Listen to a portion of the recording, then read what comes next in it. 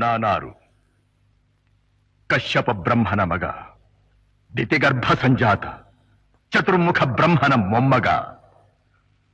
ವಿಧಾತನಿಂದ ವಿಧಿ ಬರಹವನ್ನೇ ಬದಲಾಯಿಸಿ ಮರಣವನ್ನೇ ಮೆಟ್ಟಿ ನಿಂತ ಮಹಾವೀರ. ಆದಿತ್ಯ ಮಕ್ಕಳ ಅಟ್ಟಹಾಸವನ್ನು ಸುಟ್ಟು ಆದಿತ್ಯರ ಅಟ್ಟಹಾಸವನ್ನು ಮಟ್ಟ ಹಾಕಿದ ಸಾಹಸಿ. ಅತಳ ಬಿತಳ ಸುತಳ ರಸಾತಳ ತಳಾತಳ ಮಹಾತಳ ಪಾತಾಳಗಳನ್ನು ಪಾದದಡಿಯಲ್ಲಿ ತುಳಿದಿಟ್ಟ ಪರಾಕ್ರಮಶಾಲಿ. ಅಡಿಯಿಟ್ಟರೆ ಬೆರೆಯುವುದು ಭೂಮಿ, ತಲೆ ಎತ್ತಲು ಬೆಚ್ಚುವುದು ಭಾನು, ಕೈ ಎತ್ತಲು ನಡುಗುವುದು ಸೃಷ್ಟಿ. ಚತುರ್ಮುಖನ ಸೃಷ್ಟಿಯೇ ನನ್ನ ಆಜ್ಞೆಯನ್ನು ಪಾಲಿಸುತ್ತಿರುವಾಗ ಯಕ್ಕಶ್ಚಿತ್ ನನ್ನ ಮಗ, ನೋ ಜನ್ಮ ಕೊಟ್ಟ ಮಗ, ನನ್ನ ವಂಶವನ್ನೇ ಬೆಳಗಬೇಕಾದ ನನ್ನ ಕುಮಾರ, ನನ್ನ ಆಶಾ ಜ್ಯೋತಿಯಿಂದ ಎಂದು ನನ್ನ ಮನಸ್ಸಿಗೆ ನೆಮ್ಮದಿಯಿಲ್ಲವೆಂದರೆ ಛೀ, ಇದೊಂದು ಬದುಕಿ, ಇದೊಂದು ಜನ್ಮವೇ, ಎಂತಹ ದುರ್ವಿಧಿ, ಇದೆಂತಹ ದುರ್ವಿಧಿ. ನಾನೇ ಸರ್ವಶಕ್ತನೆಂದುಕೊಂಡರೆ ಅದಾವ ಶಕ್ತಿ ನನ್ನ ಎದುರಾಗಿ ನಿಂತು ಕಾಡುತ್ತಿದೆ.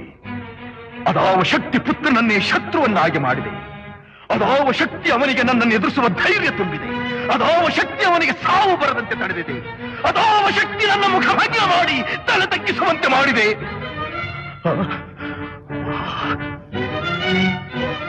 ಅವನೇ, ಆ ದುಷ್ಟನೇ, ಆ ನನ್ನ ಕುಲವೈರಿಯಾದ ಹರಿಯೇ ಇದಕ್ಕೆಲ್ಲ ಕಾರಣ. ಎಲವೆಲವೋ ಹರಿ, ಕಪಟಿ, ವಂಚಕಿ, ನನ್ನ ಮಗನ ಹೃದಯಾಂತರಾಳವನ್ನು ಹೊಕ್ಕು ಅವನ ತಲೆಯನ್ನು ಕೆಡಿಸಿ ಮನ ಬಂದಂತೆ ಆಡಿಸುತ್ತಿರುವೆಯಾ? ನಿನಗೆ ಪೌರುಷವಿದ್ದರೆ, ಪರಮ ಪುರುಷೋತ್ತಮನೇ ನೀನಾಗಿದ್ದರೆ, ನನ್ನಂತೆ ನಿಜವಾದ ಗಂಡು ನೀನಾಗಿದ್ದರೆ ಬಾ, ಬಂದು ನನ್ನ ಎದುರಿಗೆ ನಿಲ್ಲು. ನಿನ್ನ ಉದರವನ್ನು ಬಗೆದು ನಿನ್ನ ಕರುಳುಗಳನ್ನು ಮಾಲೆ ಹಾಕಿಕೊಂಡಿದ್ದರೆ ನಾನು ಹಿರಣ್ಯಕಶಿಪುವೇ ಅಲ್ಲ, ನಾನು ಹಿರಣ್ಯಕಶಿಪುವೇ ಅಲ್ಲ, ನಾನು ಹಿರಣ್ಯಕಶಿಪುವೇ ಅಲ್ಲ.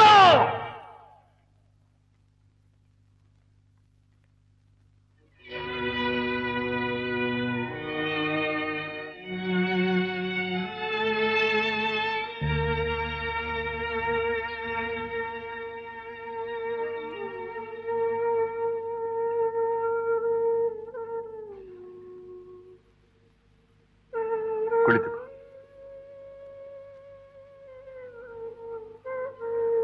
ಕಯಾದು, ಏನದು? ಮಗನ ಮುಖವನ್ನೇ ನೋಡುತ್ತಾ ಬಹುದೀರ್ಘವಾಗಿ ಆಲೋಚಿಸುತ್ತಿದ್ದೆ.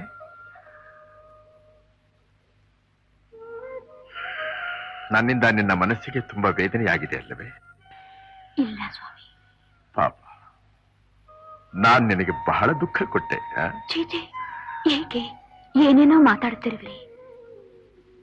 ನನ್ನ ಮನಸ್ಸಿಗೆ ಹಾಗನ್ನಿಸಿತು. ಕಯಾದು, ನನ್ನಲ್ಲಿ ನಿನಗೆ ಅತಿಶಯವಾದ ಪ್ರೀತಿ ಇದೆ ಅಲ್ಲವೇ? ಅಲ್ಲವೇ ಸ್ವಾಮಿ, ನೀವಲ್ಲದೆ ನನಗೆ ಬೇರೆ ಯಾರು ದಿಕ್ಕು? ನೀವೇ ನನ್ನ ಸರ್ವಸ್ವ, ನೀವೇ ನನ್ನ ಆರಾಧ್ಯ ದೈವ. ನಾನದನ್ನು ಬಲ್ಲೆ. ನಾನೇನೇ ಹೇಳಿದರೂ ಅದರಂತೆ ನೀನು ನಡೆಯಬೇ ಅಲ್ಲವೇ? ಓಹೋ, ನಿಮ್ಮಾಜ್ಞೆಯ ವಿನಃ ನನಗೆ ಬೇರೆ ಏನಿದೆ ಸ್ವಾಮಿ? ಪತಿಯ ವಾಕ್ಯವನ್ನು ಪಾಲಿಸಬೇಕಾದ್ದು ಸತಿಯ ಧರ್ಮ. ನಿಜ ಸ್ವಾಮಿ, ಅದೇ ಅವಳ ಧರ್ಮ. ನಿಜ, ಅದೇ ಅವಳ ಧರ್ಮ.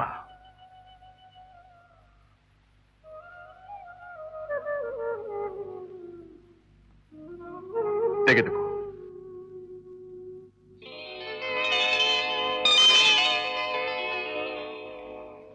ವಿಷ. ನಾನು ಕುಡಿಯಲೇ? ಇಲ್ಲ, ನಾನು ಹೇಳಿದವರಿಗೆ ಕುಡಿಸಬೇಕು. ನೀನು ನಿನ್ನ ಕೈಯಾರೆ ಪ್ರಹ್ಲಾದ ಕುಮಾರನಿಗೆ ವಿಷಪ್ರಾಶನ ಮಾಡಿಸಬೇಕು.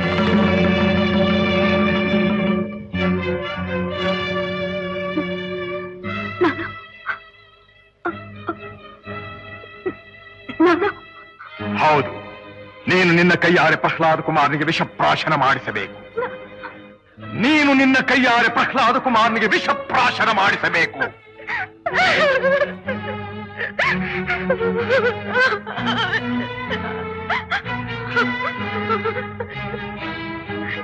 ನೀನು ಪತಿವ್ರತೆ ತಾನೇ? ಪತಿ ಆಜ್ಞೆಯನ್ನು ಉಲ್ಲಂಘಿಸಬಾರದೆಂಬ ನೀತಿ ನಿನಗೆ ತಿಳಿದಿದ್ದು ತಾನೇ? ಹೋಗು, ಹೋಗು, ಪ್ರಹ್ಲಾದನಿಗೆ ವಿಷವನ್ನು ಕೊಡಿಸು. ಸ್ವಾಮಿ, ಸ್ವಾಮಿ, ಇದೆಂಥ ವಿಷಮ ಪರೀಕ್ಷೆ, ಇದೆಂಥ ವಿಷಮ ಪರೀಕ್ಷೆ. ವಿನೋದಕ್ಕಾಗಿ ಹೀಗೆ ಹೇಳ್ತಿರುವಿರಾ? ಜಗತ್ತಿನಲ್ಲಿ ಯಾವ ತಾಯಾಗಲಿ ಹೆತ್ತ ಮಗನಿಗೆ ವಿಷ ಕೊಡಿಸಿದ್ದಾಳೆಯೇ? ಅದಕ್ಕೆ ನಾನು ನಿನಗೆ ಆಜ್ಞಾಪಿಸುತ್ತಿರುವುದು. ಆ ಕೆಲಸ ನೀನು ಮಾಡಬೇಕು. ನೀನವನಿಗೆ ವಿಷ ಕುಡಿಸಬೇಕು. ಸ್ವಾಮಿ, ಈ ಕೆಲಸವನ್ನು ನೀವೇ ಏಕೆ ಮಾಡಬಾರದು? ನಾನೇ ಮಾಡುವ ಹಾಗಿದ್ದರೆ ನಿಮಗೇಕೆ ಆಜ್ಞಾಪಿಸುತ್ತಿದ್ದೆ? ಮುಂದಿದರ ಪರಿಣಾಮ ಏನಾಗುವುದೆಂದು ಗೊತ್ತಿದೆಯೇ? ಏನಾಗುತ್ತದೆ? ಕೊಲಪಾತಕಿಯೊಬ್ಬಳು ಹೆತ್ತ ಮಗನಿಗೆ ವಿಷಪ್ರಾಶನ ಮಾಡಿಸಿದಳೆಂಬ ಅಪಕೀರ್ತಿ ಸೂರ್ಯಚಂದ್ರರಿರುವವರೆಗೂ ನಿಲ್ಲುವುದಿಲ್ಲವೇ ಪ್ರಭು? ಪತಿಯಾಜ್ಞೆಯನ್ನು ಉಲ್ಲಂಘಿಸಿದ ಪರಮಪಾತಕ್ಕೆ ನೀನೆಂಬ ಅಪಖ್ಯಾತಿ ಆಚಂದ್ರಾರ್ಥವಾಗಿ ನಿಲ್ಲುವುದಲ್ಲವೇ ಕಯಾದು? ಇದು ಹೆತ್ತ ಹೊಟ್ಟೆ ಅಲ್ಲವೇ ಸ್ವಾಮಿ? ಇದು ಹೆತ್ತ ಹೊಟ್ಟೆಯಲ್ಲವೇ? ನಿನಗೆ ಮಾತ್ರ ಪುತ್ರ ವ್ಯಾಮೋಹ, ನಾವು ಹೃದಯ ಶೂನ್ಯರು. ಯಾವ ತಪ್ಪಿಗೆ ನನಗೆ ಶಿಕ್ಷೆ? ಇಂತಹ ಮಗನನ್ನು ಹೆತ್ತ ತಪ್ಪಿಗೆ. ಹೇಳು ಕಯಾದು, ಹೇಳು ಕಯಾದು, ಈ ಕೆಲಸ ನಿನ್ನಿಂದ ಸಾಧ್ಯವಾಗುವುದಿಲ್ಲವೋ? ಹೇಳು.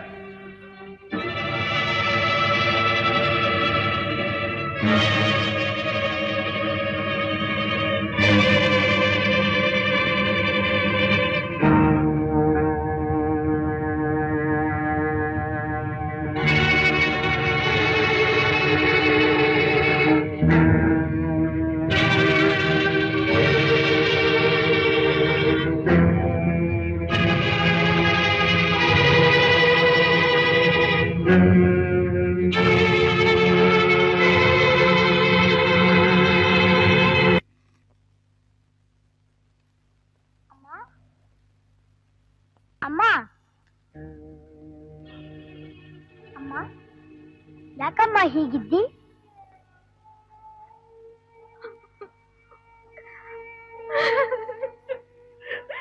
ಅಮ್ಮ ಅಮ್ಮ, ಯಾಕಮ್ಮ ಯಾಕಮ್ಮ ಅಳುತ್ತಿದ್ದಿ? ಹೆಣ್ಣಾಗಿ ಹುಟ್ಟಿದ ತಪ್ಪಿಗೆ, ನಿನ್ನ ಮಗನಾಗ ಪಡೆದ ಅಪರಾಧಕ್ಕೆ. ನಾನೇನು ತಪ್ಪು ಮಾಡಿದೆ? ನೀನು ನೀನು ಹರಿ ಧ್ಯಾನ ಮಾಡುವುದೇ ತಪ್ಪು. ಮತ್ತೆ ಯಾರ ಧ್ಯಾನ ಮಾಡಬೇಕು? ನಿಮ್ಮ ತಂದೆಯ ಧ್ಯಾನ. ಓಹೋ, ನಮ್ಮ ತಂದೆ ನಾರಾಯಣನಿಗಿಂತ ದೊಡ್ಡವನೇ? ಅದನ್ನೆಲ್ಲ ನೀನು ಕೇಳಬಾರದು. ನಿಮ್ಮ ತಂದೆಯೇ ದೇವರು, ಅವರೇ ಸರ್ವೇಶ್ವರ. ಅಂದರೆ ನಮ್ಮ ತಂದೆಗೆ ಹುಟ್ಟು ಸಾವುಗಳಿಲ್ಲವೇ? ಕುಮಾರ, ಹೇಳಮ್ಮ. ಅಮ್ಮ, ಹುಟ್ಟು ಸಾವು ಇಲ್ಲದವನು ಸರ್ವೇಶ್ವರ, ಹಸಿವು ದಾಹ ಇಲ್ಲದವನು ಜಗದೀಶ್ವರ, ಆದಿ ಅಂತ್ಯಗಳಿಲ್ಲದವನು ಲೋಕೇಶ್ವರ, ಸಕಲ ಜೀವಿಗಳಲ್ಲೂ ಒಬ್ಬನಾಗಿರುವವನು ಆ ಪರಮೇಶ್ವರ. ಆ ನಾರಾಯಣನೊಬ್ಬನೇ ಸತ್ಯ ನಿತ್ಯ. ನಿನ್ನಷ್ಟು ತಿಳುವಳಿಕೆ ನನಗಿಲ್ಲ ಕಂದ. ಈ ತಾಯಿಯ ಬಯಕೆ ಇಷ್ಟೇ, ನೀನು ಚಿರಂಜೀವಿಯಾಗಿ ಬಾಳಬೇಕು, ನೀನು ಚಿರಂಜೀವಿಯಾಗಿ ಬಾಳಬೇಕು. ನಿನ್ನ ಆಶೀರ್ವಾದವಿರುವಾಗ ಆ ಚಿರಂಜೀವಿ ಅಮ್ಮ. ಇಲ್ಲ ಕಂದ, ಇಲ್ಲ. ನಿನ್ನ ಹೆತ್ತ ತಾಯಿಯೇ ನಿನಗೀಗ ಮೃತ್ಯುವಾಗಿ ಬಂದಿದ್ದಾಳೆ. ನಿಮ್ಮ ತಂದೆಯ ಆಜ್ಞೆ, ನನ್ನ ಕೈಯಾರ ನಾನೇ ವಿಷ ಕುಡಿಸಬೇಕಂತೆ. ಹೌದಾ ಅಮ್ಮ?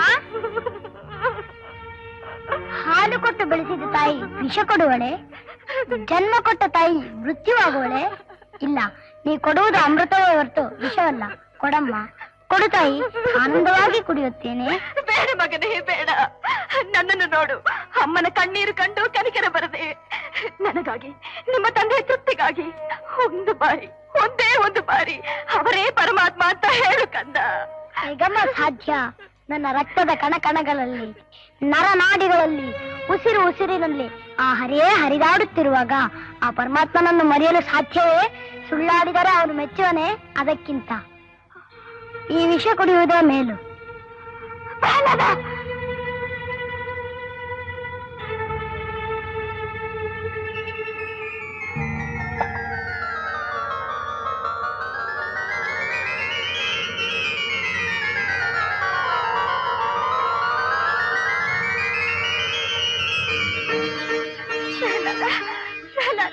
ವಿಷ ನಿನಗೇನು ಮಾಡಲಿಲ್ಲವೇ? ವಿಷ ನಿನಗೇನು ಮಾಡಲಿಲ್ಲವೇ ಕಂದ? ಏನೂ ಮಾಡಲಿಲ್ಲ. ಬೆಂಕಿ ಸುಡದವನನ್ನು, ಸರ್ಪ ಕಚ್ಚದವನನ್ನು, ಆನೆ ತುಳಿಯದವನನ್ನು, ಕಯಾದು ನೀ ಕೊಟ್ಟ ವಿಷ ಅವನನ್ನು ಕೊಲ್ಲುತ್ತದೆ ಎಂದು ನಾನು ಭಾವಿಸಿದ್ದರೆ ನನ್ನಂತಹ ತಿಳಿಗೇಡಿ ಯಾರೂ ಇರಲು ಸಾಧ್ಯವಿಲ್ಲ. ಕಯಾದು, ಜಗತ್ತಿನಲ್ಲಿ ತಾಯಿಗಿಂತ ಪವಿತ್ರವಾದ ವಸ್ತು, ದೇವರು ಯಾರೂ ಇಲ್ಲ. ಈ ನಿನ್ನ ಮಗ ನಿನಗಾಗಿ ಆದರೂ, ನಿನ್ನ ಕಣ್ಣೀರಿಗಾಗಿ ಆದರೂ ಬೆಲೆ ಕೊಟ್ಟು ಹರಿನಾಮ ಸ್ಮರಣೆಯನ್ನು ಬಿಡುತ್ತಾನೆ ಎಂದು ನಾನು ಭಾವಿಸಿದ್ದೆ. ಆದರೆ ಸುಳ್ಳಾಯಿತು. ಇವನು ಸಾಧಾರಣನಲ್ಲ, ನನ್ನನ್ನು ಕೊಲೆಗಾರನನ್ನಾಗಿಯೇ ಮಾಡಬೇಕೆಂದು ಬಂದಿರುವ ಘಾತುಕ. ತಂದೆಯಿಂದಲೇ ಮಗನ ಸಂಹಾರವಾಗಬೇಕೆಂದಿದ್ದರೆ ಅದನ್ನು ತಪ್ಪಿಸಲು ಯಾರಿಗೆ ಸಾಧ್ಯ?